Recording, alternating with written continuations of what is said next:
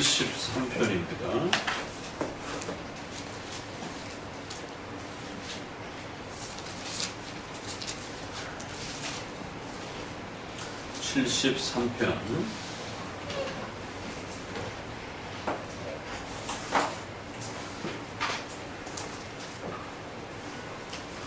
시편 73편은 시편 가운데서 신론의 아주 높은 또 깊은 내용들을 우리에게 가르쳐주는 그런 내용들을 담고 있습니다.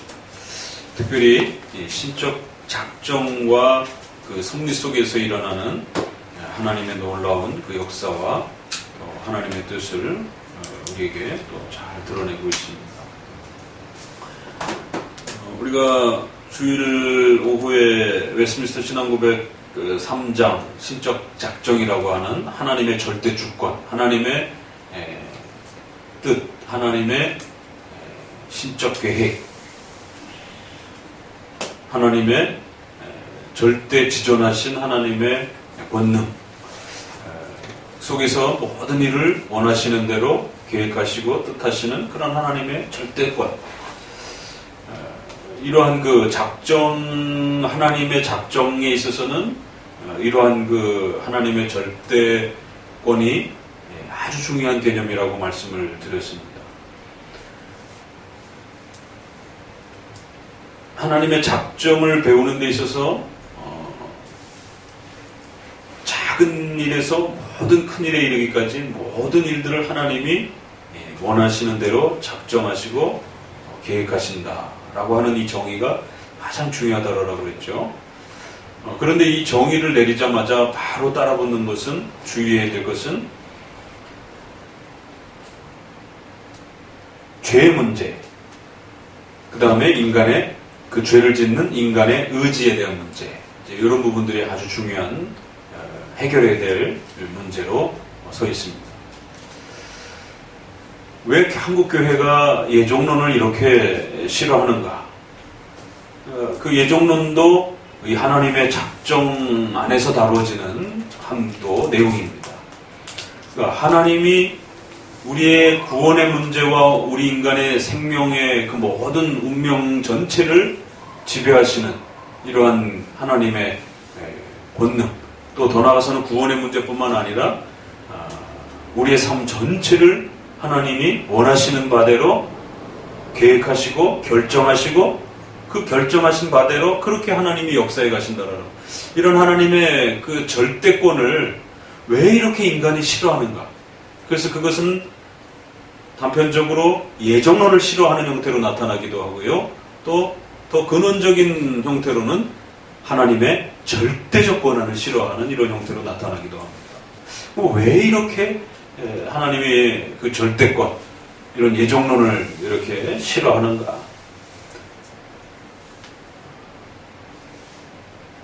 결국 이 하나님의 절대권을 강조하면 강조할수록 상대적으로 인간의 능력과 인간의 위치와 자리가 상대적으로 축소되어지는 그러한 비례관계를 가지고 있습니다. 하나님의 절대권이 그만큼 높으면 높을수록 인간의 위치와 성격은 그만큼 낮아집니다. 그러니까 하나님의 위치를 90%로 높이게 되면 인간의 위치는 10%로 조정이 되는 거예요. 50%로 맞추면 인간의 위치는 50%로 맞춰지는 것이에요. 그러나 하나님의 그 고유한 절대권과 하나님의 그 권능을 100% 높이게 되면 인간은 0%가 되는 것입니다. 그러다 보니까 근원적으로 인간은 본능적으로 싫은 거예요. 인간의 타락 이후에 결국 인간의 마음속에 찾아온 가장 큰 죄악은 누군가 나의 주인이 된다는 것이 가장 싫은 겁니다. 결국 인생 그 자체를 자기 자신이 주인인 것처럼 생각하고 자기가 그 모든 시간과 공간과 삶의 주인인 것처럼 생각하고 싶어하는, 이것이 타락의 선악과 범죄 이후에 하나님을 의존하고 살아야 된다라고 하는 그 선악과의 그 가장 중요한 원칙이 깨졌고, 결국 그 원칙이 깨지면서 인간은 주인 행세를 하는, 주인 역할을 하고 싶어하는, 그래서 하나님처럼 되고 싶어하는 이러한 죄악이 원죄로부터 찾아오는 인간의 가장 본능적인 그런 죄의 모습입니다. 그러다 보니까 예정론이나 이런 신적 작정론이라든가 이러한 부분들은 본능적으로 듣기가 싫은 겁니다. 그래서 이 예정론과 작정론을 잘 이해하고 순응하면서 또 그걸 실천해가는 이러한 열매들은 택자들에게만 주어진다, 이런 말들이 나오는 거예요. 또 거꾸로 돌려가지고 그게 사람의 힘처럼 그렇게 뭐 내가 대충 읽어보고 이해하고 좀 뭐 실천해보지 이럴 수 있는 문제가 아니라는 거죠. 마치 인간의 욕구에 있어서 의식주 문제가 가장 그 근원적 어떤 본능인 것처럼 결국 이 신적 작정과의 예정에 대한 가르침을 통해서 하나님의 절대권을 구별하고 그 하나님의 절대적 자리를 존중하고 그런 하나님의 절대성을 경외하는 그런 만큼 나 자신의 위치와 인간의 그러한 자리와 인간의 그 위치가 낮아지는 것을 결코 두려워하지 않고 그렇게 하나님의 자리를 높이고자 하는 것은 성령 하나님의 내적인 강력한 은혜가 없이는 불가능한 겁니다. 그래서 목회자는 그러한 성경의 가르침을 소개하고 가르쳐줄 뿐인 겁니다. 그거를 가능케 할 수도 없어요. 자기 멋대로 살아가는 사람을, 자기가 인생의 최고라고 하는 사람을 어떻게 굴복시켜서 너가 인생의 가장 밑바닥이다라고 이렇게 인지를 시킬 수 있는 거예요. 그런 내용이 있다라는 건 가르쳐 줄 수 있어도 결국 그걸 그렇게 굴복해 할 수 있는 것은 성령 하나님의 강력한 그 마음의 변화가 아니고서는 쉬운 게 아닙니다. 그렇기 때문에 시편에서는 이제 이러한 하나님의 신적 작정과 관련해서 이러한 하나님의 절대성과 하나님의 고유한 구원에 대한 결정과 또 역사 전체에 대한 하나님의 절대성을 우리가 배워가지 못할 때에 어떤 일이 벌어질 수 있는지, 이러한 하나님의 엄청난 이 권능과 이 하나님의 고유한 이 자리를 이해하지 못했을 때 인간은 거꾸로 가장 비참한 그러한 인간의 무능력과 또 무가치와 또 실제적 삶에 있어서도 도움을 받지 못하는 그런 가장 참혹한 상태에 처할 수 있다. 그러니까 겉으로는 하나님의 절대성과 자존성이 높아지게 되면 인간은 점점 더 영을 향해서 다가가는데, 그러나 오히려 이 하나님의 절대성에 대한 이 신적 작정의 가르침을 잘 깨닫고 수용하고 받아들이게 되면 그만큼 인간은 오히려 하나님 안에서 가장 큰 위로와 즐거움과 기쁨을 누리게 된다는 거예요. 이게 참 희한한 겁니다. 그러니까 하나님의 절대성을 가르치면서 인간의 무가치함을 강력하게 책망하고 지적하게 되면 듣기에는 굉장히 기분 나쁘고 불편하고 참 받아들이기 쉽지 않은데, 이게 수용만 되기만 하면 오히려 가장 큰 위로와 이 세상에서 줄 수 없는 가장 큰 안전함과 확고한 그러한 삶의 토대를 얻게 된다는 거죠. 이게 참 기가 막힌 그런 반전입니다. 그래서 시편에서는 이러한 하나님의 절대성과 하나님의 고유한 시편 73편에서는 하나님의 신적 작정의 그 위대함이 어떠한 것인지를 특별히 인간의 그 죄 문제와 관련해서, 우리가 지난번은 이제 창조의 역사 전체에 대한 그러한 부분, 또 교회와 관련된 언약적 그런 은혜의 성취를 통해서도 또 역사 속에서도 펼쳐지지만, 시편 73편은 특별히 그런 하나님의 그 절대성이 베풀어질 때에 이 작정론과 예정론을 배우는 데 있어서 가장 아킬레스건처럼 우리 인간의 이해를 막고 있는, 그러면 죄의 문제는 어떻게 되는 건가요? 하나님의 그 절대성이 이렇게 온 우주 만물을 다스린다고 하시는데 어떻게 이 땅에 이렇게 악이 많은 거예요? 나는 왜 이렇게 자꾸 죄를 짓나요? 그러면 나의 이런 죄와 인류 역사에 베풀어지는 일어나는 이런 많은 악한 역사들은 그러면 하나님이 만드시는 것인가? 그러니까 그 하나님의 절대성이라고 하는 것은 작은 일과 큰 일 모든 걸 포함해서 하나님이 원하시고 기뻐하시는 바대로 신적 계획과 결정을 하시고 그렇게 결정하신 바대로 그 모든 역사를 이끌어 가신다는 거예요.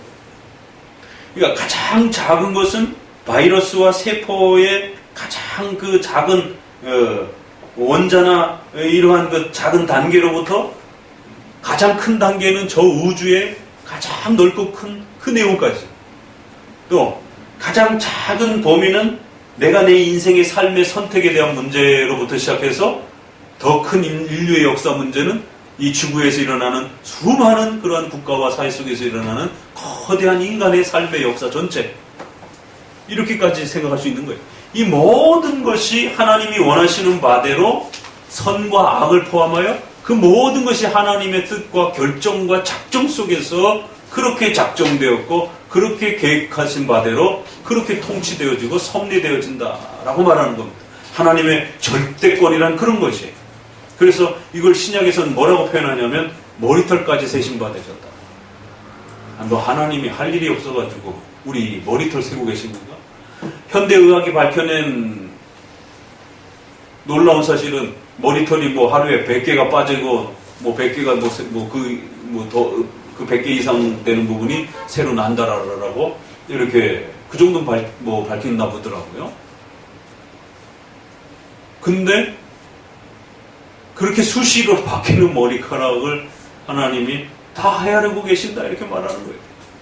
그러니까 그 1세기 당시에는 그 정도의 그 표현만 해도 왜 그걸 헤아릴 수 있는 과학적인 어떤 그 도구와 어떤 내용들이 아무것도 없기 때문에 하나님의 절대성이라는 부분을 머리털까지 세시고 계신다. 그리고 참새 이러한 작은 새들이 우리 손 안에 들어와서 팔리고 우리에게 먹을거리로 제공되어지는 이런 부분들도 하나님이 허락하지 않냐면 일어날 수 없다. 또 이렇게 피는 들풀이라든가 꽃 한 송이조차도 그게 하나님의 허락하심과 작정하신 계획 속에서 그렇게 키워내시는 것이다라는 거예요. 그러니까 하나님의 작정과 예정이 그렇게 또 어려운 건 아닙니다. 그러니까 신약으로 넘어오면 아주 어린아이 가르치듯이 그렇게 소개하는 거예요. 근데도 잘 못 깨달아요. 또 이 어린 인간의 어리석음이.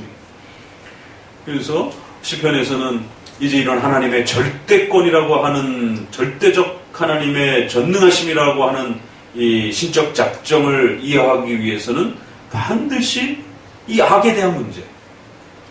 왜? 선과 악을 포함하여 작은 것과 큰 것 전체를 포함하여 인간의 역사 전체를 포함하여 하나님이 원하시는 바대로 모든 것을 그렇게 결정하셨고 그렇게 결정하신 대로 섭리하신다는 거예요. 어떻게 되어갈지를 미리 이렇게 쳐다본 다음에 한참 쳐다본 다음에 인간이 어떻게 살아 움직이느냐에 따라서 선을 행하면 선에 대응하고 악을 행하면 악에 대응하는 그러한 알미니안주의적인 그러한 형태가 아니라 하나님이 먼저 결정하고 인간이 태어나기 전에 창조가 되어지기 전에 온 인류 역사가 집행되어지기 전에 하나님이 먼저 결정하시고 그 먼저 결정한 바대로 그대로 성취된다는 거죠.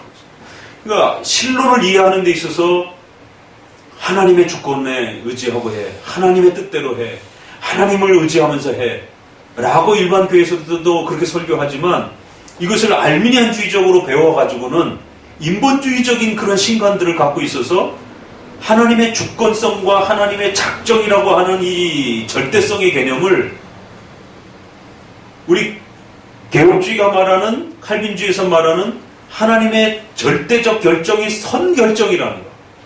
인간의 역사가 어떻게 되어갈지를 지켜보고 난 다음에 후에 결정하는 게 아니라 인간이 태어나기도 전에 창조가 되기도 전에 하나님이 먼저 결정하신다는 거예요. 그게 선결정이라는 거예요.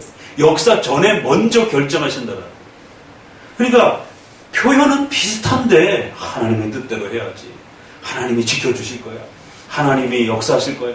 이런데도 우리의 가르침 안에 인본주의적인 방식으로 이 신론을 배워놔가지고 후결정 형태로 하나님의 작정을 이해하고 있는 거예요.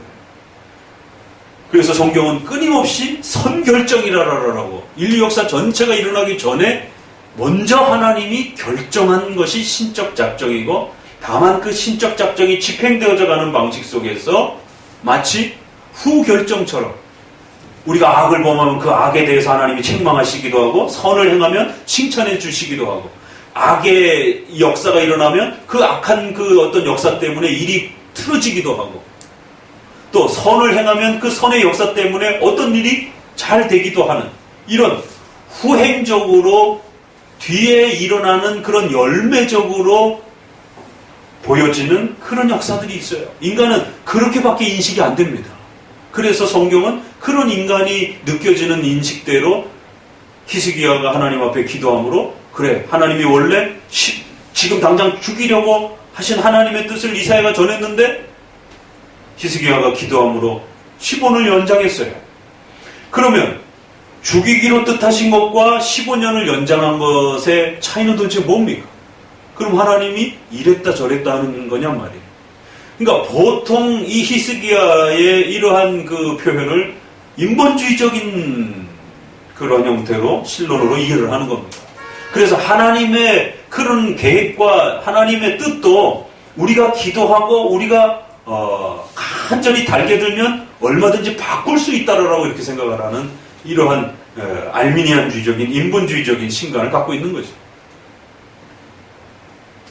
칼빈주의는 물론 섭리 역사 속에 우리 눈에 보이게 그렇게 보이고 또 하나님이 지난 주일에서 이야기 배운 것처럼 수단을 사용하셔요. 그래서 여러분들이 신앙생활을 하고 싶으면 교회를 나와야 되는 거예요. 결혼을 해서 자녀를 낳기 위해서는 결혼을 해야 되는 것입니다. 좋은 대학을 가고 직장을 가기 위해서는 열심히 공부를 해야 되는 것이에요. 부자가 되기 위해서는 돈을 벌고 아끼고 저축해야 되는 것이에요. 이게 수단입니다. 하나님의 신적 작정은 이 수단을 통해서 이루어져 가는 것이에요. 주일날 배웠던 그 수단을 작정한다라는 말을 잘 이해하셔야 됩니다. 이걸 모르면 극단적 운명론으로 빠져가지고 아무런 수단도 사용 안 하려고 하고 이걸 잘못 지나치게 강조하게 되면 알미니안에 빠져가지고 하나님의 주권과 결정과 계획에 대해서는 무시하고 등한시하고 자기가 뭔가를 다 바꿀 수 있는 것처럼 그렇게 또 오만함과 교만함에 빠진단 말이에요. 그래서 하나님은 작정을 이루시는 집행의 방식에 있어서 수단을 사용하시기 때문에 우리가 선을 행하고 악을 행하는 것에 따라서 어떤 역사가 바뀌어지기도 하고 그렇게 또 보여지기도 하고 실제로 그렇게 바뀌어지기도 합니다. 그러나 히스기야의 기도가 우리 눈에 아무리 바뀌어지는 것처럼 보였어도 하나님의 신비한 신적 작정에 하나님의 의지와 마음속에 아무것도 바뀐 게 없는 그러나 하나님은 히스기야에게 기도하고 하기 위해서 강력하게 너가 죽을 거라고 경고하는 겁니다. 그래서 히스기야는 목숨을 걸고 하나님 앞에 기도하게 그 수단을 하나님이 사용하신 것이에요. 그래서 히스기야의 생명이 15년을 더 살게 해주기 위해서 하나님은 어떤 수단을 사용하셨어요? 기도라고 하는 강력한 수단을 사용하신 겁니다. 그래서 히스기야는 결과적으로 자기가 하나님 앞에 기도해서 생명이 연장된 것처럼 그렇게 위로를 받는 것이에요. 그래서 기도가 얼마나 소중한 것인지에 대해서 히스기야는 배우는 겁니다. 그래서 여러분들도 뭔가를 원하시는 것이 있으면 반드시 하나님 앞에 기도하셔야 돼요. 기도 안 하고 여러분이 원하고자 하는 것들을 이룰 수가 없습니다. 작정론을 잘못 이해하게 되면요 기도 안 해요. 전도 안 해요. 선행에 대해서 열심히 안 해요.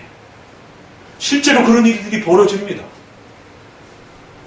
칼빈주의를 배우려면 한 20년은 배우죠. 10년 배우면 이제 알 것 같다 이런 수준. 그 알 것 같다는 거를 제대로 이제 적용해 내려면 한 20년 차 정도는 여기 있는 분들이 다 환갑 언저리쯤 가셔야 고개를 끄덕끄덕하면서 목사님이 20년 전에 왜 그렇게 그냥 목청 높여서 그렇게 말씀하셨는가. 이게 그거구나. 그 희열과 그 찬란함을 여러분 환갑쯤 가가지고 미소를 지으면서 칼빈주의 맛이 이런 거구나 이러면서 그 즐거움을 아주 풍족하게 누리며 살아가게 되는 것입니다. 그 풍족함을 더욱 풍성하게 누리기 위해서 지금부터 쌓아가야 되는 거예요. 지금도 주는 기쁨이 있지만 지금은 약간 어설픈 마치 초년병 그러한 군사처럼 약간은 이렇게 견습생 그런 형태로 배워가는 겁니다. 그래서 항상 조심하셔야 돼요. 항상 주의해야 돼요. 항상 돌을 디디면서 확인해 봐야 되고 목사님께 재차 확인해 봐야 되고 또 여러 번에 걸쳐서 또 확인해 봐고 점검해 봐야 됩니다. 저도 그랬어요. 그래서 칼빈주의를 처음 접할 때는 그 칼빈주의가 가르치는 방향과 그 내용들이 너무 신선하고, 왜 기존에는 기복주의에 빠져서 교훈적이고 또 모범적인 윤리적인 또 신비주의적인 이런 것만 듣다가 칼빈주의적인 이런 가르침은 그 내용 자체가 너무 달랐어요. 완전히 다른 하나님을 믿는 것 같은 느낌이었다. 여러분들 그러셨을 거예요. 그러다가 두 번째 단계는 그 내용에 더 깊이 빠지기 시작하면서 예전에 신앙생활 했던 그 입장에서 정반대쪽으로 달려가기 시작합니다. 인간의 인식력에 인간의 그 한계 때문에 그래요. 연약해서. 기복주의에 빠졌을 때는 죽기 살기로 복받기 위해서 종교적인 그런 수단들을 사용을 했는데 칼빈주의를 접하고 나서는 신적 작정이라는 걸 배우고 나니까 기복주의에 대한 그러한 지나친 이제 그 거부감 때문에 어디로 넘어가느냐면 아예 기도하지 않는 것이, 아예 수단을 사용하지 않는 것이 이렇게 갑니다. 역사도 그랬어요. 그래서 카톨릭에 대해서 지나치게 공격적으로 종교개혁가들도 초창기에 개혁을 해가면서 실수한 부분들이 많이 있습니다. 그래서 제세례파는 이제 그런 거에 아주 극단을 달리는 하나의 형태가 된 거고, 오죽하면 쯔빙글리 같은 경우는 본인이 음악가이고 훌륭한 음악적 재능이 있음에도 불구하고 카톨릭의 그 음악에 대한 환멸감 때문에 악기를 다 때려 부셨다고 하는 역사가 유명하잖아요. 왜? 교회 안에서 카톨릭적인 그 음악의 음자도 안 들리고 싶었던 거예요. 왜? 그 시절에 신부로서 지냈던 그 아픔을 생각하면 이해가 되는 거예요. 그런데 50년, 100년 딱 지나고 나니까 개혁신앙에 대한 새로운 체계가 잡히면서 종합적인 여러 모든 분야의 새로운 체계들이 잡혀가는 걸 보게 됩니다.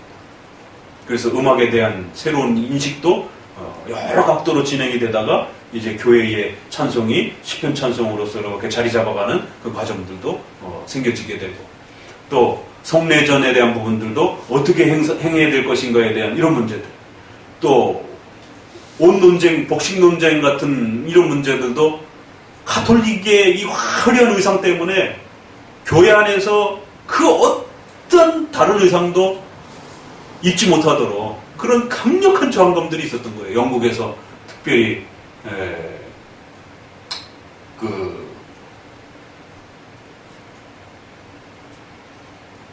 오라기체. 응? 제임스 힐스도 오라기체. 아니 그 옷 거부한 사람이 누구지? 청교도? 후커인가? 유명한 주교로 불림을 받았는데 카톨릭 복장도 아니에요. 성공회 복장은 거기에서 훨씬 더 이렇게 중백이라고 그래가지고 훨씬 더 이렇게 간소화된 형태로 그것도 못 입겠다는 거예요. 근데 재미난 건 그 시절 당시에 크렘머부터 시작해서 부처, 또 칼빈, 베자, 그 다음에 부처, 불링거, 또 이쪽 이태리 쪽에서는 버미글리, 장키우스 이런 분들이 바로 종교개혁 1세대의 아주 중요한 핵심적 1, 2세대의 멤버들이잖아요. 그런데 정작 크랜머, 부처, 버미글리 이런 분들이 영국으로 옥스퍼드로 초청받아서 와가지고 이렇게 같이 도움을 주고 있던 그 시절에 옷 논쟁이 벌어졌을 때 입을 하고 그랬어요. 그것 때문에 너무 지나치게 그렇게 각을 세우지 말라. 그래갖고는 이게 다 유럽의 제자들이니까 칼빈하고 베자에게 편지를 썼어요. 어떻게 했으면 좋겠습니까?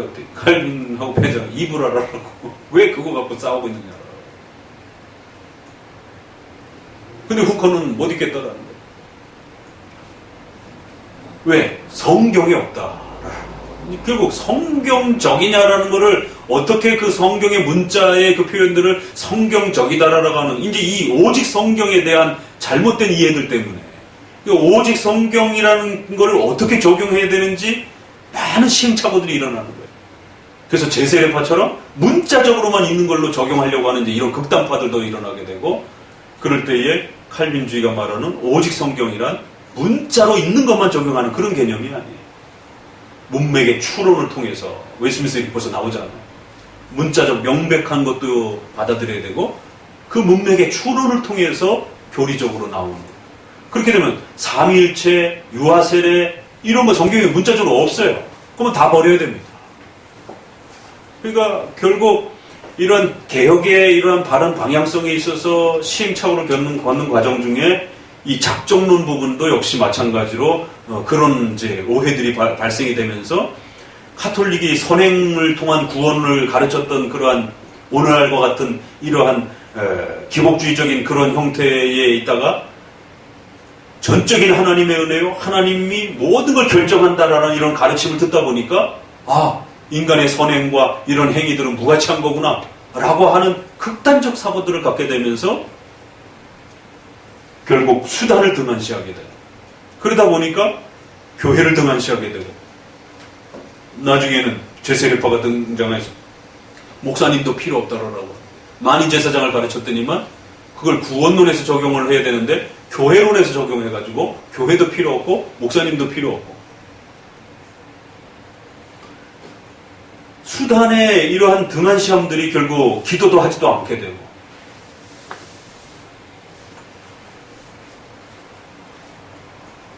이러한 하나님의 작정론이 잘못 거꾸로 흐르게 되었을 때 어떤 일이 벌어질 수 있는지 교회 역사 속에 이미 다 일어났었단 말이에요.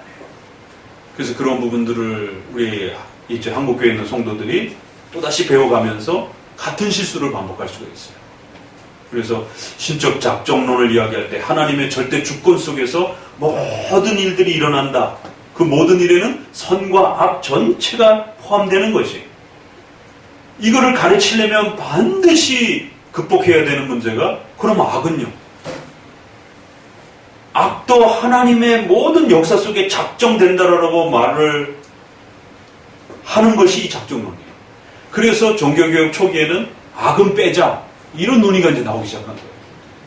선의 거대한 역사만 하나님이 작정하시고 악의 그러한 모든 역사는 인간의 책임이 돼야 되니까 악은 빼고 악은 사탄과 인간의 죄 때문에 일어나는 거고 선의 그러한 역사만 하나님이 절대적 작정을 통해서 이루시는 것이다 라고 이렇게 또 가르치는 타협안들도 있었고 그랬을 때에 끊임없이 칼빈과 여러 신조들을 통해서 회복된 것은 선과 악 전체를 포함했어요. 그러니까 이제 거기에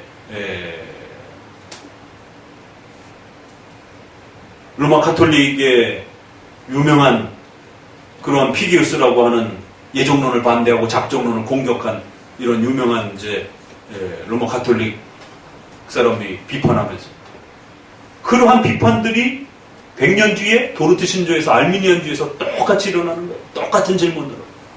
그러한 것들이 400년 뒤에 한국교회 안에서 똑같이 일어나는 겁니다.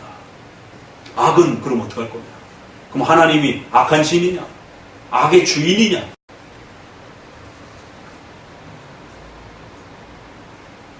악의 주인이 아니면서 어떻게 악을 하나님이 작정할 수 있는가? 이 문제를 해결해야 돼요.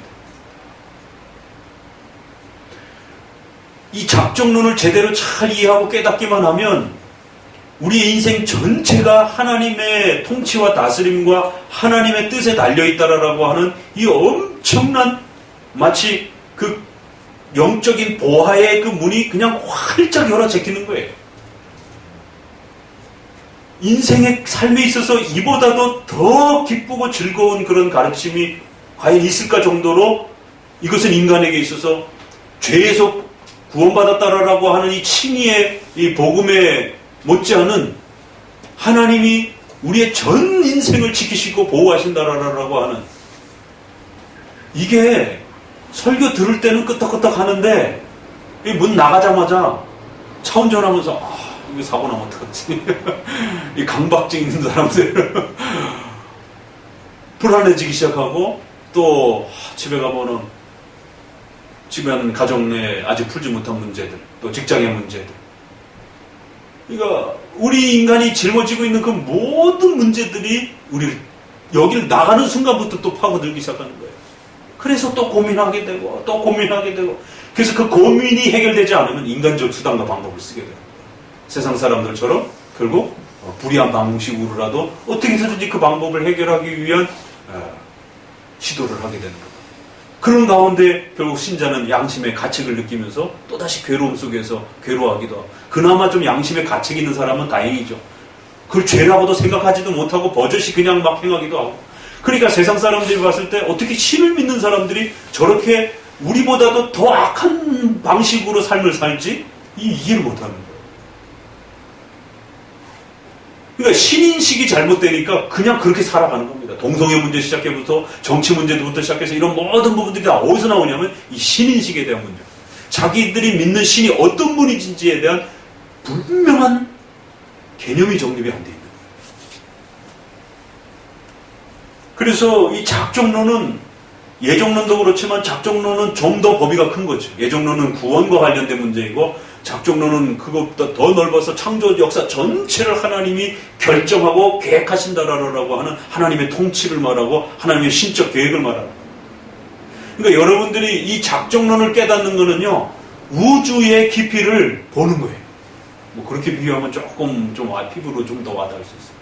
지금 엊그제 또 뉴스에 보니까 은하계를 다각도로 이렇게 그 촬영할 수 있는 허블 망원경보다 더 뛰어난 그 뭐 나사에서 쏘아올린 그거에 이 뉴스에 나오더라고요. 그래서 앞으로 우주의 은하계의 그런 부분들 좀 더 지구와 가까운 은하계들을 이렇게 추적할 수 있는 정도에까지 나아갔다라고. 근데 작정론은 그러한 망원경보다도 더 엄청난 우주 역사 전체를 여러분들이 들여다볼 수 있는 그런 어마어마한 가치적 사상적 힘을 우리에게 부어줍니다. 저도 이게 너무 어려워서 이게 뭐 그렇게 중요한 건가? 그냥 하나님의 뜻대로 살아가면 되지. 하나님의 주권대로 살아가면 되지. 근데 그 하나님의 주권을 내가 원하는 걸로 그렇게 접목시켜서 살아가요. 인간은. 본능적으로. 그래서 기도하면서도 내가 원하는 거를 하나님이 원하는 대로 이뤄달라고 이렇게 기도해요. 예수님 거꾸로 기도를 했는데 그게 벗어나지질 않아요. 본능적으로요. 이거는 성경을 통해서 신개념이 정확하게 우리 마음을 파고들어서 정착이 되어야만이 그게 벌어져요. 그러니까 처음엔 이게 그렇게 대단한 교리인지를 몰랐어요. 그런데 조금 배워오면서 맛을 보기 시작하니까 악의 문제와 수단에 대한 문제 이게 턱 걸려가지고 그 수단을 인간의 의지를 가지고 또 사용해야 될 의지적 결정을 해야 되잖아요. 열심을 내야 되잖아요. 여러분 스스로가 의지를 갖고 결정하고 그런 수단들을 할지 말지를 결정하고 열심을 내야 된단 말이에요. 그러니까 인간의 의지에 대한 문제. 이게 도대체 어디서부터 어디까지를 이렇게 균형을 맞춰야 되는지 이해가 안 되는 거예요. 들어도.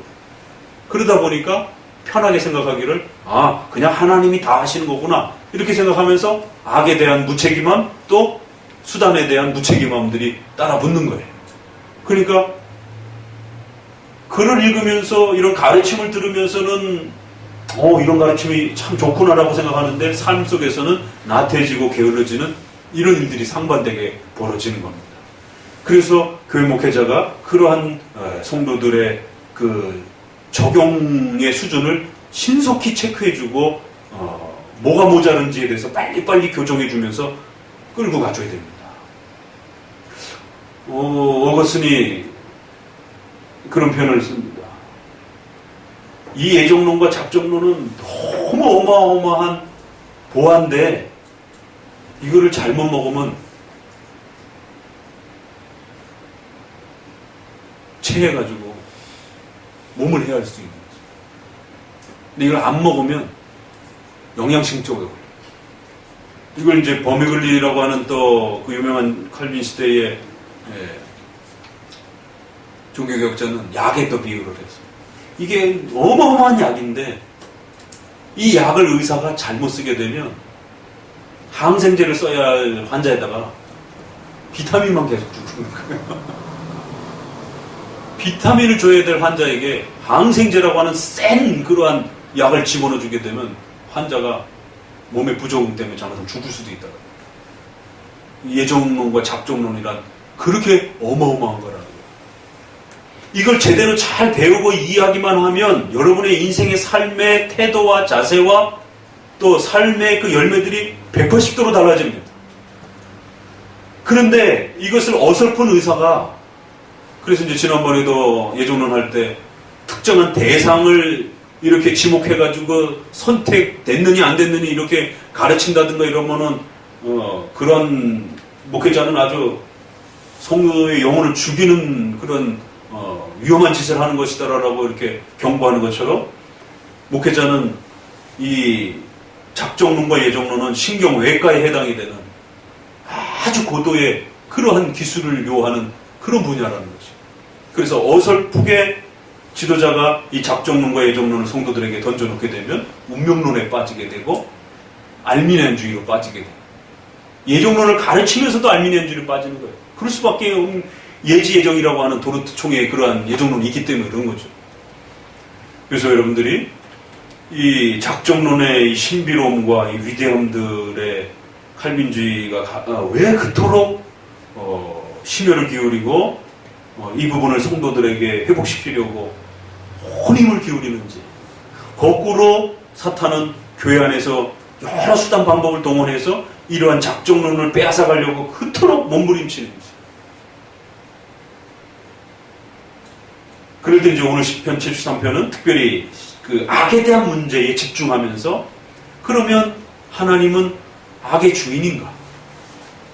그러면 악은 도대체 그러면 하나님의 절대 작정 속에서 악은 어디에서 있는 것인가? 이런 이제 이야기들이 73편에서 실제적 삶의 부분들을 드러내면서 이렇게 다뤄주는 겁니다.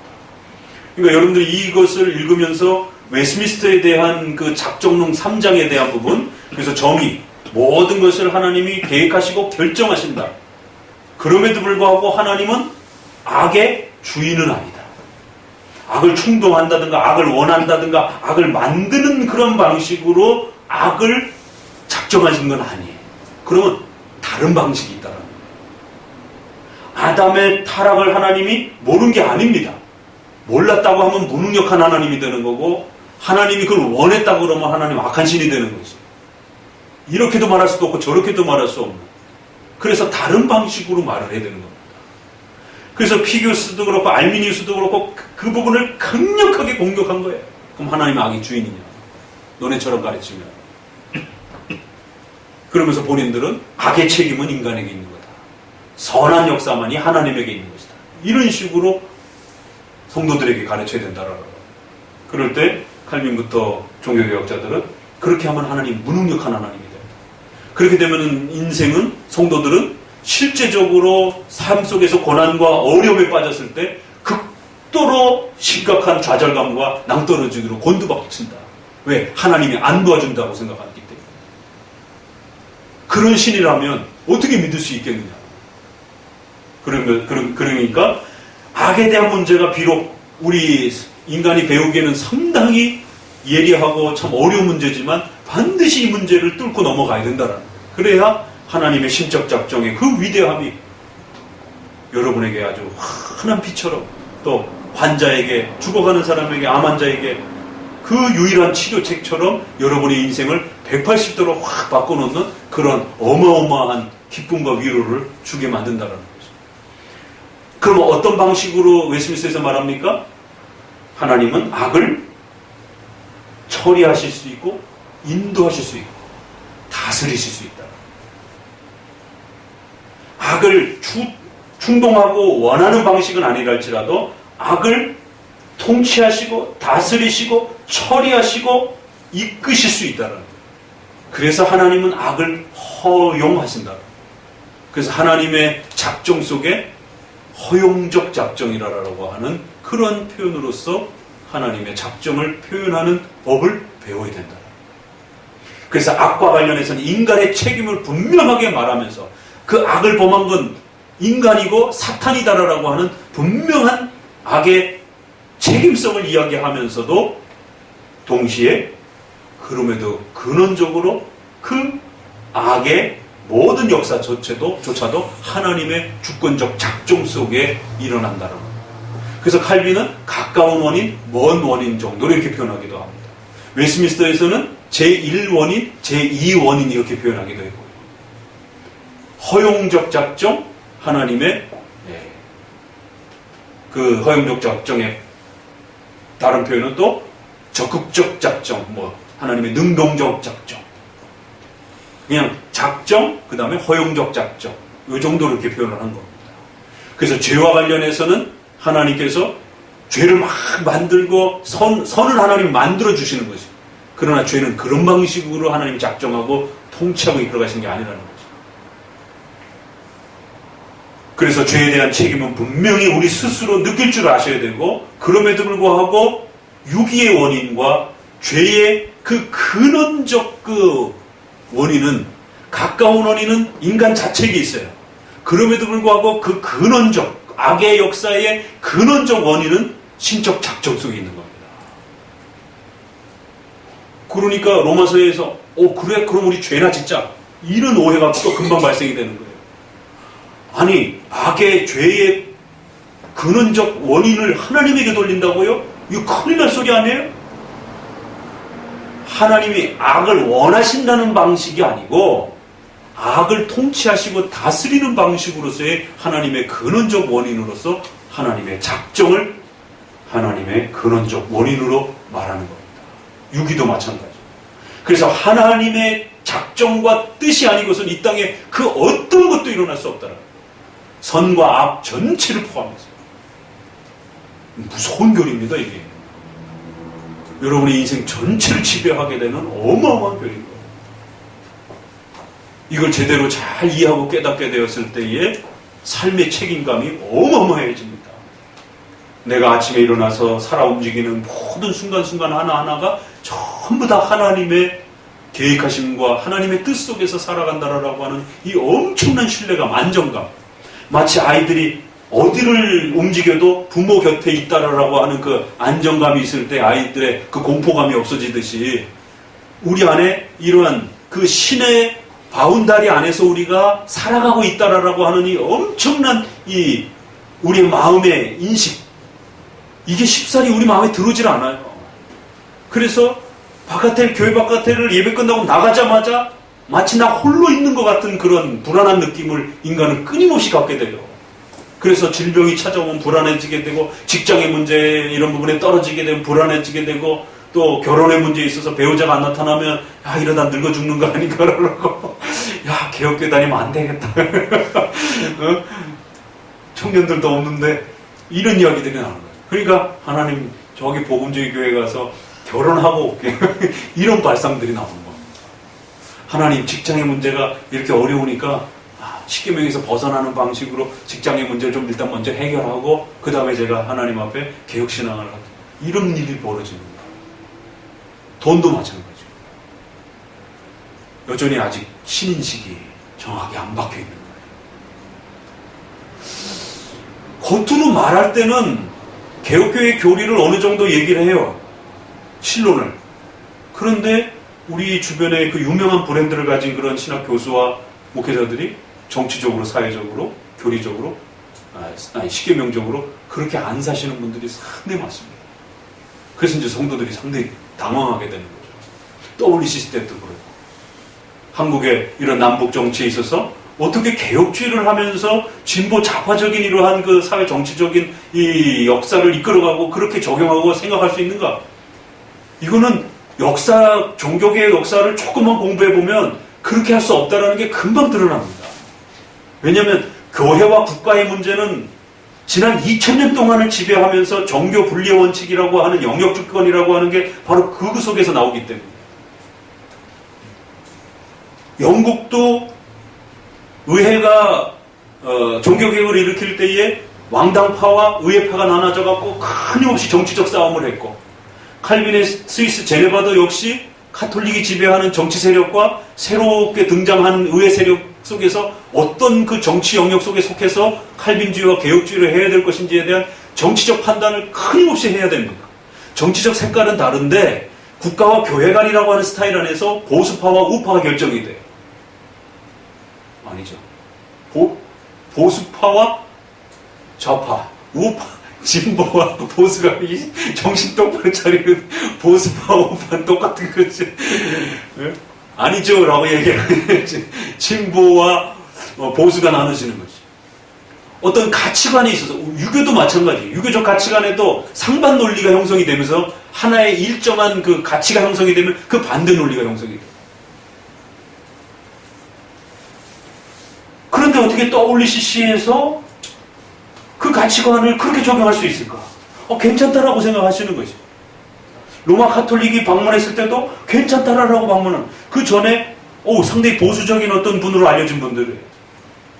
그 한국 교회가 또 연이어서 그렇게 정치적인 어떤 쇼크에 벌어졌을 때 평상시에는 그런 진보적인 많은 윤리 가치관들이 상당히 반기독교적이라고 이런 부분들이 위험성이 있다라고 생각했던 많은 분들이 정치적 부분에서는 정의 문제를 앞세워가지고 괜찮다라고 생각하는 것이에요. 이거는 우리만의 문제가 아닙니다. 일제시대 때도 마찬가지예요. 어떤 분은 독립운동을 해야 된다라고 그러고 어떤 분은 왜 독립운동을 그건 일본이 우리를 지배한 건 섭리사적으로 일본이 우리의 국가다라고 그러니까 일본을 존중해야 된다라고 김재준 목사라든가 황경진 목사님이라든가 이런 분들은 국가 간에 있어서 전혀 다른 소위 말해서 진보적인 해석을 한 겁니다. 주기철 목사님, 손양원 목사님이라든가 또 많은 평양신학교에 있는 목사님들은 보수적으로 정치관을 해석해낸 것이에요. 유교전쟁이 터졌을 때도 마찬가지입니다. 미국도 마찬가지예요. 미국도 남북전쟁이 일어날 때 노예 문제와 관련해서 링컨과 북장로교가 같은 하나의 가치관을 형성을 했고 남장로교는 반대편에 서게 됩니다. 남장로교에도 굉장히 훌륭한 이 장로교 지도자들이 있습니다. 토넬이라든가 댐리라든가 이런 분들이 있어요.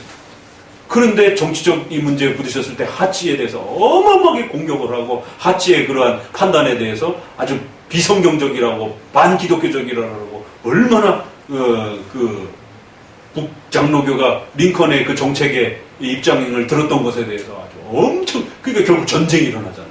내전이 일어날 정도. 그러니까 우리의 이 문제는 미국의 그 정치사적의 보수와 진보로 나눠져 있는 그 문제랑 그냥 연속이 되는 거예요. 그건 또 역시 유럽으로 넘어가는 것이고. 그러니까 개혁주의를 한다라고 하면서 이러한 정치적 개념을 진보적으로 이렇게 풀어내는 이 방식들은 굉장히 위험한 겁니다. 개혁주의를 알미니안주의적으로 교리적으로 적용하는 것도 위험한 것이지만 이러한 생활론적에서 정치사적으로 이렇게 적용하는 것도 역시 문제가 되는 것입니다. 그게 왜 다 뭐가 문제냐면 신인식에서 문제가 되는 거예요. 신적 작정이라고 하는 하나님의 작정, 절대성, 하나님이 전 우주 역사와 인간의 구원의 문제 전체를 하나님이 결정하고 지배한다라고 하는 이 개념이 그렇게 중요한 거예요. 이거는 인간의 구원 문제뿐만 아니라 우리의 삶 전체를 지배하는 하나의 울타리와 같다라는 또 사상적 기준이 되기도 하고 우리의 신앙의 신에 대한 기준적 인식이 되기도 하고 그래서 이 악에 대한 문제를 끊임없이 빼내려고 하는 시도들이 있었고 그럴 때 칼빈주의는 악과 악을 포함해서 하나님의 신적 작정을 말을 하는 것이 그러나 그럼에도 불구하고 조심해야 되는 것은 포함시키더라도 악을 하나님이 원하신다든가 하나님이 죄의 조성자인 것처럼 주인인 것처럼 말하는 방식으로는 피해야 되는 겁니다. 그런 방식만 피해주면 얼마든지 하나님이 악한 이 죄의 모든 역사의 신적 작정과 통치하신다라고 말할 수 있다는 거죠. 이런 웨스트민스터에 대한 부분들을 좀 더 잘 이렇게 구별하면서 이제 읽어보세요. 그럼 이 73편이 잘 이해가 됩니다. 그런데 웨스트민스터에 대한 이해 없이 이걸 다이렉트로 들어가서 읽으면 도대체 이 저자가 뭘 말하는 건가? 그리고 정리는 그럼 또 어떻게 끝난 건가? 전혀 이해가 안 됩니다. 오히려 전혀 엉뚱한 쪽으로 이렇게 방향을 또 달리 잡을 수도 있어요. 자, 읽어가 봅니다. 같이 읽어봅니다. 하나님이 참으로 이스라엘 중 마음이 정들은 자에 그의 손을 당하시나 나는 거의 실족할 뻔하였고 내 걸음이 미끄러질 뻔하였으니 이는 내가 악인의 형통함을 보고 많은 자를 기시하였으므로 저희는 죽는 때에도 고통이 없고 그 힘이 건강하며 먼저 뭐라고 선언했냐면 하나님은 선의 하나님이다 라고 먼저 정의를 아주 분명하게 던져놓습니다. 그런데 내가 알고 있는 선한 하나님에 대한 그 정의 앞에 서니까 내가 거의 실족할 뻔해서 시험에 들어서 엄청난 고통 속에 빠져들었다는 거예요. 왜냐하면 악의 문제 때문에. 악인이 형통하는 문제. 그래서 1, 2, 3절은 대조를 나누고 있어요. 선에 대한 문제. 하나님은 선하신 분이다라고. 그 다음에 3절은 근데 악에 대한 문제 때문에 내가 이 선한 절대적 선이라고 하시는 이 하나님의 절대적 그 가치를 쉽게 이해하지 못하는 엄청난 오해의 고통에 빠져 있다라는 거죠. 이걸 어떻게 해결할 것인가? 그러니까 성도들이 결국 하나님을 믿다가 거의 80%, 90% 시험 드는 건요, 이 부분 때문입니다. 여러분, 삼위일체 잘 몰라갖고 시험에 들고 그러지는 않아요. 모르면 모르는 것에서 더 그냥 만족하고 살아가요. 그러니까 실제적 삶에 있어서 시험에 드는 대부분의 80% 이상은 이 신적 작정의 몰 이해 때문에, 잘못된 이해 때문에 벌어지는 겁니다. 그만큼 신적 작정의 바른 이해가 여러분의 삶에 직결된다는 거예요. 내가 거의 실족해서 내 걸음이 미끄러져서 힘든 상황에 있었는데 그것은 바로 악의 문제. 악인이 잘 먹고 잘 사는 이것을 어떻게 이해될 것인가. 그래서 어느 정도까지냐? 비교를 하는 거예요. 예를 드는 거예요. 죽는 때에도 고통이 없고 힘이 강건하고 신자들과 같은 그런 고난도 없고 재앙도 없고 그러다 보니까 6절에 더 교만이 저들 안에 아주 극에 달하고 나처럼 살아. 그렇게 교회 가갖고 맨날 기도하고 하나님 앞에 도와달라고 그러지 말고 나처럼 살아. 이런 식의 교만함들이 극에 달하는 방식들이 결국 나타나게 되고 그러다 보니까 점점 더 그들은 강포해지고 더 결국 눈이 솟아나며 얼마나 교만해지면 눈이 바깥으로 티 나와가지고 솟아날 정도가 되겠어요. 이런 게 이제 시적병이죠. 소득은 자기들이 원하는 것보다 더 2배, 3배로 차고 넘친다라는 거예요. 악인들은 그들이 바라는 소득보다 더 많이 소득을 쌓고 살아간다라는 거예요. 참 기가 막힌 일이죠. 크리스천은 십계명을 따라서 더 열심히 선을 따라서 살아가려고 하다 보니 오히려 더 가난해지는 그런 일들이 벌어지고 이걸 거꾸로 적용하면 되는 겁니다.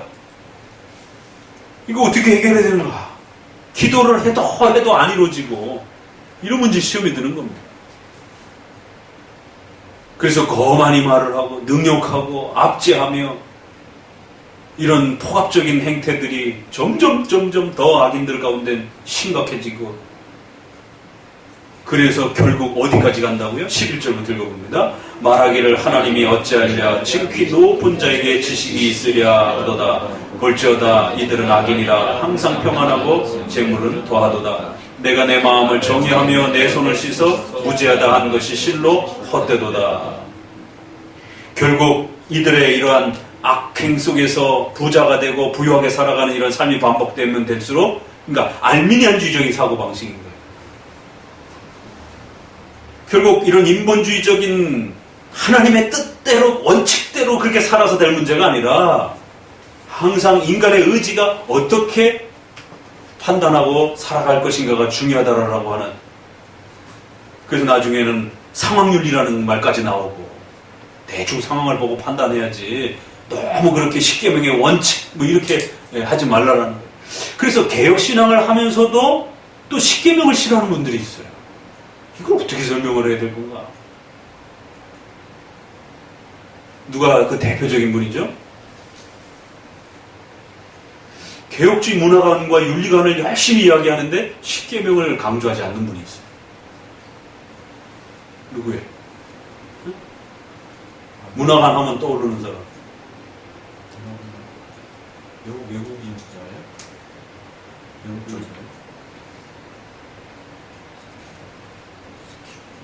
문화관 하면 바르트주의 쪽에서는 리차드 니버, 라이너드 니버 뭐 이런 니버의 문화관 책들 이런 부분들이 유명하고, 기독교 서점에 가면은 절반이 니버의 책들이고, 기독교 서예라든가 뭐 이런 데서 나온 자유주의 쪽 계통에서 나온 출판서점에서 나온 책들이고, 거기에 또 절반이 스토트 책이고 존 스타트 책이고 성공에서 나온 책이고, 그 절반의 50%의 절반이 스토트 책이고, 그 또 한 절반쯤이 프란시스 셰퍼 책이고, 한 5% 정도 10% 정도만이 개혁주의 윤리학 뭐 이렇게 해서 십계명 책 뭐 이런 부분들이 이제 우리 쪽 책인 거죠. 희한하게 반틸의 제자인데도 셰퍼는 십계명을 싫어해요. 그의 문화관 책이라든가 이런 책에 어디에도 십계명을 적극적으로 소개하지 않습니다. 그게 차이예요. 너무 원칙적인 그런 삶의 적용들을 적용하지 말고 이렇게 일반적 삶들을 좀 많이 이해하고 그들하고 좀 이렇게 접근하고 이해하는 방식으로, 그렇게 이게 여기서 한 발 더 나가면 이게 상황윤리입니다. 결국 그런 방식에 적절하게 살아가는 거예요. 그냥 너무 원칙대로의 그런 삶을 사는 것은 고달프다라는 이제 이런 방식이 이제 시편에서 이제 고백되어지면서, 결국 이런 사고들은 어디서 나왔느냐면 신적 작정에 대한 잘못된 거기에 도전을 가한다라는 거예요. 봐, 하나님이 알긴 뭘 알아. 하나님의 작정과 결정이 있긴 뭐가 있어. 이런 식으로 도전한다는 거예요. 너네들은 하나님의 작정을 따라서 그렇게 통치 원리 속에서 살아간다라고 그렇게 말하는데, 그렇게 살아가면 고달파. 그래서 이제 밴드에도 보니까 어떤 분이 이제 지금 이제 그 소신자 같은데, 예정은 과거를 돌아보면서 하나님 앞에 은혜를 많이 누리는 그런 것으로 자기 많이 깨달았습니다 이러잖아요. 미래를 내다보는 것보다. 이런 게 이제 미흡함인 거예요. 예정론과 작정론은 과거를 돌아보면서 회상하면서 하나님 나를 이렇게 도와줬구나라는 그런 위안의 그런 방식이 아니에요. 그런 부분들도 포함되어 있습니다. 그러나 미래를 내다보는 힘이 되기도 하는 겁니다. 내가 어떻게 살아가야 되고 내가 어떤 방식으로 살아가야 될지에 대한 중요한 방향을 만들어주기도 하는 거예요. 그리고 또 현재의 책임성을 가장 강력하게 지금 하나님의 주권과 하나님의 계획 속에서 나에게 이러한 열매들을 허락해 주셨고, 이러한 열매들을 내가 책임감 있게 감당해야 된다라고 하는 현재에 대한 강력한 책임성을 만들어주는 것도 작정론이에요.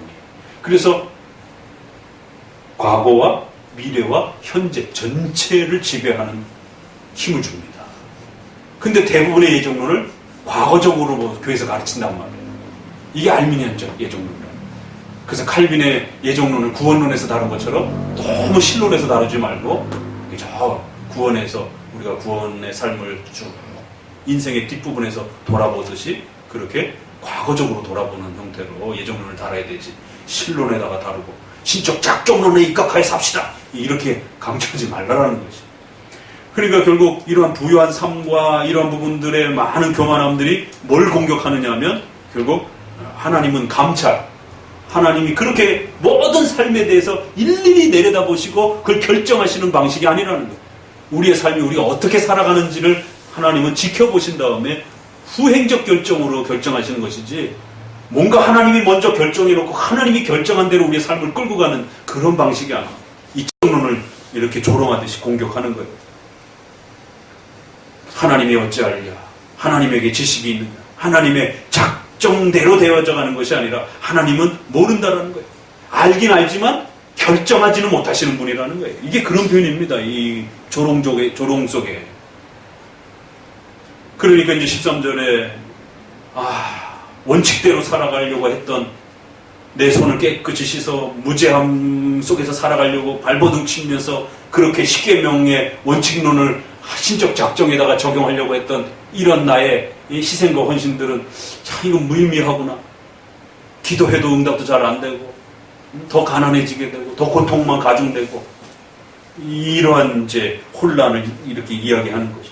그래서 나는 종일 재앙을 당하며 아침마다 징체를 보고 오히려 나는 더 많은 고통들을 겪고 이거 어떻게 된 일인가. 16절 내가 어쩌면 이를 알까 하여 생각한즉 내게 심히 곤란하다. 엄청난 시험에 빠져 있는 겁니다. 17절 하나님의 성소에 들어갈 때 저희의 결국을 내가 깨달았나이다. 주께서 참으로 저희를 미끄러운 곳에 두시며 파멸에 던지시니 저희가 어찌 그리 졸지에 황폐케 되었는가. 놀람으로 전멸하였나이다. 주여 사람이 깬 후에 꿈을 무시함같이 주께서 깨신 후에 저희 형상을 멸시하시리이다. 내 마음이 산란하며 내 심장이 찔렀나이다. 내가 이같이 우매무지하니 주의 앞에 짐승이오나. 내가 항상 주와 함께하니 주께서 내 오른손을 붙드셨나이다. 주의 교훈으로 나를 인도하시고 후에는 영광으로 나를 영접하시리니. 이렇게 하고는 말을 끝맺습니다.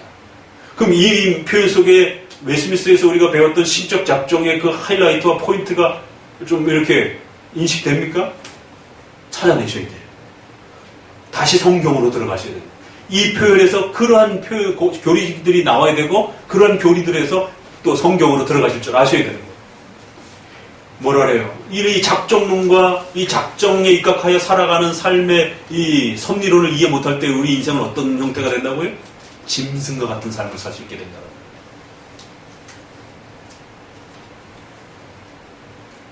얼마나 멋있는 분. 우매무지하여 짐승과 같은, 어떻게 살아야 될지 모르고 뭘 위해서 살아야 될지 모르고 어떤 준비를 해야 될지도 모르고 어떤 책임을 내가 다 하면서 살아야 되는지도 모르고 그 잘못을 범한 것에 대해서 내가 어떻게 반성해야 하나님이 신속히 나에게 은혜를 베푸시는지도 모르고 그 하나님의 도우심을 받기 위해서 내가 어떻게 행동해야 되는지도 모르고 아주 우매무지한 아주 짐승과 같은 그런, 그냥 배에 차면 좋아서 히히 웃고 먹을 게 없으면 하나님 앞에 아웅다웅 하면서 불평하고, 이게 짐승이잖아. 욥처럼, 하나님이 욥기서처럼 뭔가를 가르치기 위해서 강력하게 양식을 끊고 그의 삶의 모든 수단을 끊어내시는 그런 역사가 있을 수 있는 겁니다. 하나님의 작정을 집행해내시기 위해서. 요셉을 먼저 보내셔서 야곱의 가족들을 그 거대한 출애굽의 그 역사를 시작하기 위해서 야곱의 가족 전체의 양식을 끊고 요셉 개인에게는 목숨을 위협받는 그것도 가까운 형제들로부터 생명의 위협을 받는 그런 엄청난 생애의 고통에 직면하는 거예요. 왜 이런 고통이 나에게 주어졌는지 본인이 잘못한 것도 아니고, 그 이제 너무 또 그 부분을 갖다가 요셉의 또 잘못으로 몰고 가시는 분들은 그 설교는 어떻게 또 끌어내느냐면 형들 앞에서 너무 잘난 체 했습니다. 아버지가 너무 요셉만 사랑했습니다. 물론 그런 면도 약간 있긴 있지만, 그러나 그 역사의 전체는 시편에서 해석해야 되는 겁니다. 우리가 지난번에서 본 것처럼. 그건 일부분의 내용인 것이고, 보다 더 궁극적인 이유는 야곱의 가족을 지켜내시기 위한 하나님의 거대한 신적 작정 속에서 그 가족사가 일어나는 거죠. 만약에 그 가족사에 대한 그 아픔들을 요셉이 신적 작정 안에서 깨닫지 못했으면 죽였습니다. 여러분 같아서도 죽였고 저 같아서도 죽이는 거예요. 그 모진 세월을 겪고 눈물로 보낸 그 세월을 뒤돌아보면 아무리 형제라 할지라도 자기가 초강대국의 최고 위정자인데 말 한마디면 죽일 수 있는데 아버지만 살려놓고 다 죽일 수 있는 거죠. 그러니까 벌써 형제들은 눈치 딱 채고 아버지 돌아가시고 나니까 바들바들 떨잖아요. 우리 살려달라고. 그러니까 요셉이 거기서 깨달은 게 뭐냐면 신적 작정이에요. 내가 어떻게 당신들을 대신하냐, 하나님을 대신하냐. 그건 신적 작정의 고백이에요. 그러니까 여러분의 인생에 있어서 이 신적 작정 못 깨달으면요, 어떤 일이 벌어지냐면, 여러분의 짧은 인생 속에 여러분의 원수 같은 사람을 잘못하면 죽이려 들 수도 있어요. 인생을 살다 보면 별거 아닌데도 그렇게 티격태격하게 되고, 엊그제도 보니까 뭐 뉴스에 그 목을 잘라서 죽였잖아요. 알고 봤더니 세상에 노래방에서 도우미 교체해달라고 요구했더니만 교체를 안 해줘가지고 화가 나가지고 주인이 죽인 거죠. 손님이 교체해달라고 요구하는데 주인이 열받아가지고 화가 나가지고 죽였다는 거예요. 또 산탄총으로 또 두 사람을 공무원 면사무소 사람을 갖다가 그 물 분쟁 때문에 해결 안 해준다고 화가 나가지고 민원에 대한 분노 때문에 인생을 살다 보면 아무 일도 아닌 것 같은데도 그런 끼어들기 이런 것들도 그렇고 못 참는 거예요. 너 죽고 나 죽는 형태가 돼도 일단 분노가 표출이 돼야 돼요. 그러니까 신적 작정 안에서 여러분의 마음을 지배하지 않으면 여러분에게 불쾌감을 주고 여러분에게 어떤 여러분의 화를 자극한 사람을 가만 내버려둘 수가 없는 겁니다. 죽일 때까지 멈추지 못하는 거예요. 그러면 여러분은 착해가지고 살인은 안 한다 할지라도 그 다음 단계 방식으로 미워하고 왕따시키고 외면하고 공격하고 이런 방식들이 일어나는 거예요. 그러면은 그렇게 미워하고 공격하는 본인도 괴로운 겁니다. 뭐 양심이 진짜 못된 사람이면은 뭐 남을 공격하면서 희열을 느끼겠지만 그렇지 않은 보통 사람들은 남을 공격하는 만큼 자기가 망가지는 거예요. 그래서 성경은 남이 용서를 했던 말든 상관없이 용서하라는 거예요. 그래서 용서하는 자가 평안을 누린다라는 거예요. 이게 성경의 법칙입니다. 너를 살리기 위해서 너가 먼저 용서해라라고 말하는 겁니다. 그리고 또 더 나아가서 궁극적 용서의 원칙은 신적 작정이라고 말합니다. 내가 그 악한 자를 세웠다라고 말합니다. 악한 자도 악한 날에 적당한 날에 쓰임 받기 위해서 하나님이 세웠다라고 하는 잠언서 16장에 있는 거죠. 바벨론을 하나님이 세웠다 그러잖아요. 이스라엘의 죄를 징계하기 위해서. 그래서 바벨론에 저항하지 말고 항복하라라고 그러는 겁니다. 섭리사서에서. 악한 자를 세우신 것 하나님의 뜻이라는 거예요. 너를 낮추기 위해서 이러시는 것이. 그래서 너가 그 악한 자에 대해서 지나치게 공격적으로 나오게 되면 너가 하나님의 작정을 무시하고 하나님의 작정을 공격하고 궁극적으로 그걸 세우신 하나님을 공격하는 행위가 된다. 저는 이거 깨닫기 전까지는 저도 얄미운 사람들에 대해서 얼마나 공격적으로 그건 인간의 본능이 어쩔 수 없어요. 저희 가족들 안에도 마찬가지고. 근데 이걸 깨닫으면서 정말 미워했던 그러한 가까운 이웃이라든가 이런 가족들을 용서할 수 있게 됩니다. 실제죠. 그래서 저는 이 칼빈주의 작정론이 얼마나 위대하고 높은 것인지 우리 인생을 살려주는 가르침인지를 저는 몸소 또 이렇게 배우게 돼요. 어떤 청년이 고아로 자라가지고 청년이 됐는데 교회 안에 좋아하는 자매가 있었어요. 근데 이렇게 고백을 못해요. 그래서 제가 그 눈치를 알고 따로 불러갖고 너 왜 고백을 못하니? 나 같은 사람이 어떻게 저렇게 좋은 위치에 있는 자매에게 청혼을 요청할 수 있겠느냐. 엄청난 자격지심 아래에서 갇혀갖고 삶에 못 벗어나오는 거예요. 저는 안 돼요. 왜 너 같은 사람이 도대체 뭔데? 일반 복음주의 가르침은 작정론을 인간의 의지의 능력에 따라 펼쳐지는 하나님의 작정으로 설명하기 때문에 인간의 특출난 능력에 따라 평가하는 거예요, 역시. 그래서 그 청년을 앉혀놓고 작정론을 가르치기 시작합니다. 너가 고아로 태어나고 어떤 사람은 좋은 가정에 태어나고 어떤 형태로 태어나든 하나님께서 이 땅에 인간을 만드실 때는 다 계획이 있으시고 친적 작정에 목적하여서 어떤 사람은 결혼이라고 하는 좋은 이런 가정을 통해서 태어나지만 어떤 사람은 성폭행이라고 하는 정말 이 악을 통해서 태어나는 사람이 있단 말이에요. 그럼에도 불구하고 인간으로 태어나는 거예요.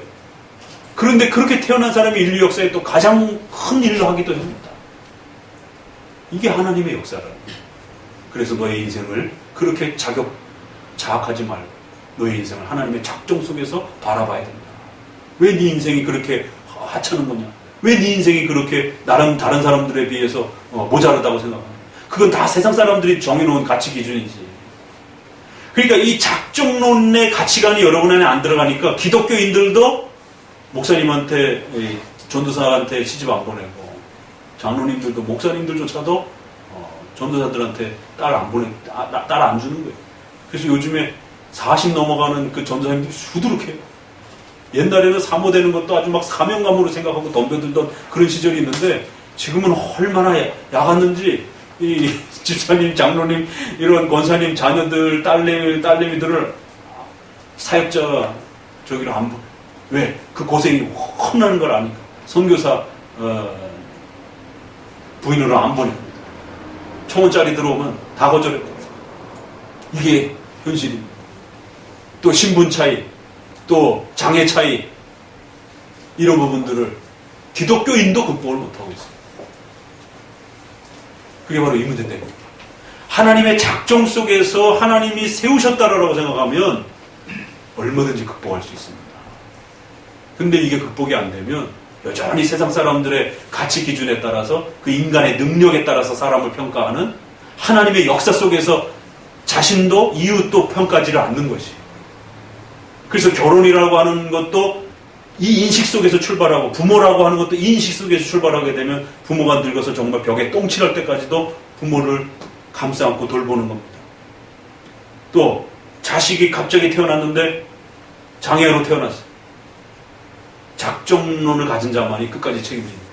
또 부부도 마찬가지로 한쪽이 병 들어갖고 정말 병수발을 해야 될 그런 위기가 처해도 그 남편을 버리지 않고 끝까지 돌볼 수 있는, 하나님이 정말 짝지어준 배필이라고 하는 이 인식이 들어가는 거예요.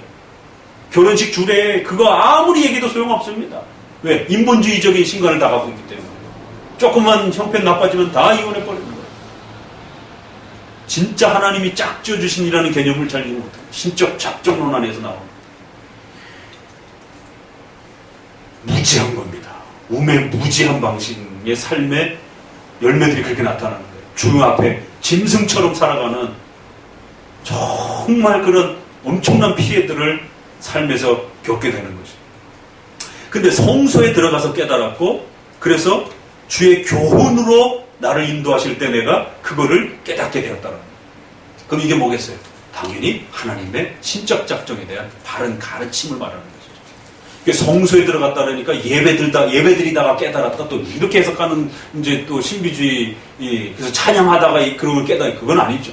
여기서 말하는 성소는 장차 오실 그리스도를 말하고, 그 그리스도를 통해서 이루어진 이러한 기독교적 가르침. 그래서 그걸 오해하지 않도록 뒷문장에서는 교훈이라고 다시 한번 연결해서 그 성소라고 하는 건 바로 하나님의 가르침을 그렇게 대표해서 표현해 주는 것을 보게 됩니다. 작정론 안에서 보니까 악인들의 위치와 쓰임새와 또 그 악인들의 장차의 그 최후 심판에서 어떤 일이 벌어질지, 또 지금 악인들이 왜 이렇게 등장하는지, 그 악인들의 쓰임새의 역할이 무엇인지, 이 모든 것들을 이해할 수 있게 되었다라. 그래서 악에 대해서 지나치게 내가 나서서 복수하려고 덤벼들지 않는 것이, 로마서 13장에 있는 것처럼 하나님께 맡긴다. 너희가 복수하려고 하지 말아라. 하나님이 정하신 때에 하나님이 하실 것이다. 그러면서 이제 결론으로 25절 읽습니다. 하늘에서는 주 외에 누가 내게 있으리요, 땅에서는 주밖에 나의 사모할 자 없나이다. 내 육체와 마음이 세잔하나 하나님은 내 마음의 반석이요 영원한 분기시. 대저 주를 멀리하는 자는 망하리이다. 음녀같이 주를 떠난 자를 주께서 다 멸하셨나니 하나님께 가까이 함이 되게 복이라. 네. 이제 이런 마무리 표현은 어디랑 연결되어 있는 거예요? 이건 단편적으로도 이 표현 하나하나도 훌륭하지만 이 표현이 작정론하고 연결이 되는 겁니다. 그래서 주를 가까이 함이 내게 복이다라고 하는 것은 그런 하나님의 작정을 잘 이해했을 때 하나님이 제대로 이해가 되는 거예요. 또 주에 누가 내게 있으리요, 내가 주밖에 사모할 리 없나이다. 이런 표현도 결국 하나님의 작정을 정확하게 이해했을 때 내 인생 전체를 지배하는 그 하나님 외에 내가 더 사모할 분은 없다라고 하는 이런 진정한 고백이 나올 수 있게 된다는 거예요. 그래야 내 육체와 마음은 끊임없이 이러한 부분들의 혼란을 겪을 수 있지만 이 작정에 대한 하나님의 강력한 이 역사를 제대로 이해하게 되면 얼마든지 그 속에서 평안을 누리면서 하나님을 나의 복으로 그렇게 이 작정론을 아는 것을 복으로 그렇게 감사하면서 얼마든지 살 수 있다는 거죠.